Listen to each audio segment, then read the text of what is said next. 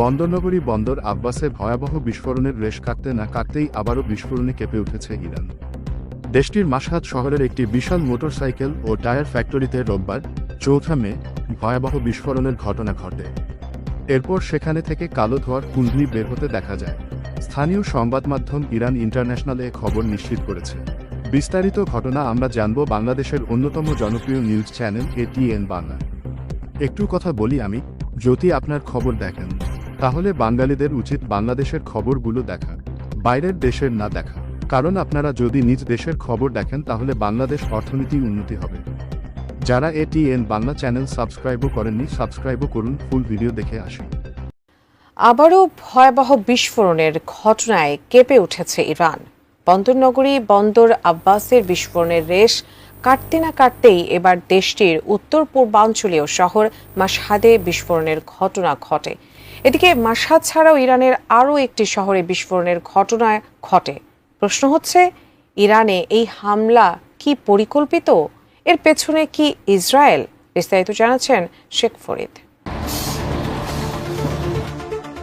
অন্যতম বৃহত্তর বন্দরনগরী বন্দর আব্বাস ও ঐতিহাসিক শহর ইস্পাহানের ভয়াবহ বিস্ফোরণের রেশ কাটতে না কাটতেই আবারও বিস্ফোরণে কেঁপে উঠল ইরান।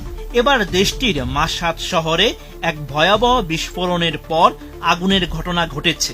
ইরানের সংবাদ মাধ্যম মেহের নিউজ এজেন্সির এক প্রতিবেদনে এমন তথ্য জানানো হয়।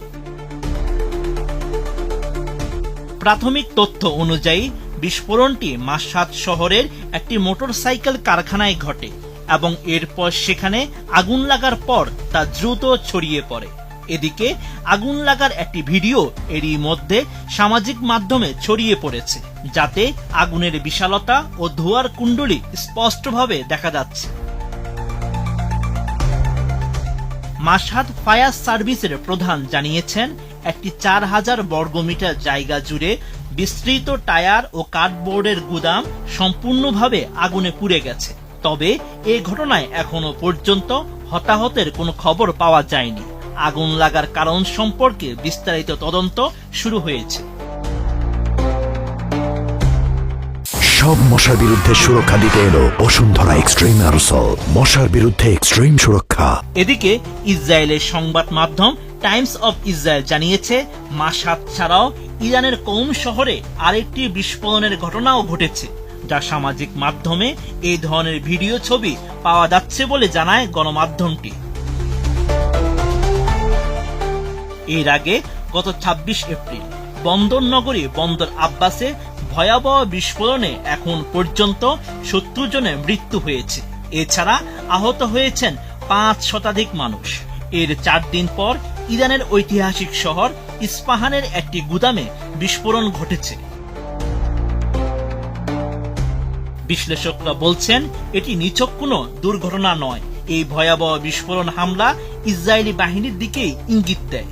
কারণ বিভিন্ন সূত্রে জানা যায়, বিস্ফোরিত কন্টেইনারগুলোতে ক্ষেপণাস্ত্র কর্মসূচির জন্য সংরক্ষিত জ্বালানি ছিল। যদিও ইসরায়েলি কর্মকর্তারা বলছেন তারা এই বিস্ফোরণের সঙ্গে জড়িত নয়, তবুও বিশ্লেষকরা সতর্কতার সঙ্গে ইসরায়েলের অস্বীকৃতি গ্রহণ করেছেন, বিশেষ করে এমন এক সময়ে যখন ইসরায়েল প্রকাশ্যে ইরান যুক্তরাষ্ট্রের সম্ভাব্য সমঝোতা নিয়ে তীব্র আপত্তি জানিয়ে আসছে। Sheikh Farid, ATN news. এদিকে মধ্যপ্রাচ্যে উত্তেজনা যেন নতুন মাত্রা পাচ্ছে। টাইমস অব ইসরায়েল জানায়, ইরানের গুরুত্বপূর্ণ শহর মাশহাদের পাশাপাশি কম শহরেও বিস্ফোরণের ঘটনা ঘটেছে। সামাজিক যোগাযোগ মাধ্যমে ছড়িয়ে পড়েছে বিস্ফোরণের দৃশ্য ও ছবি, যা পুরো অঞ্চলে নতুন করে উদ্বেগ তৈরি করেছে। এর আগের দিন আরেকটি ইসরায়েলি ওয়েবসাইটে দাবি করা হয়, ইরানের কারাচ শহরের একটি বিদ্যুৎ কেন্দ্রে রহস্যজনক বিস্ফোরণের শব্দ শোনা গেছে। তবে এসব ঘটনার প্রকৃত কারণ এখনও অজানা। ঘটনাগুলো নিছক দুর্ঘটনা নাকি এর পেছনে লুকিয়ে আছে কোনো সুদূরপ্রসারী ষড়যন্ত্র? আপনার মতামত জানাতে ভুলবেন না কমেন্টে। আর এমন আরও আপডেট পেতে আমাদের চ্যানেলটি সাবস্ক্রাইবও করে পাশে থাকুন।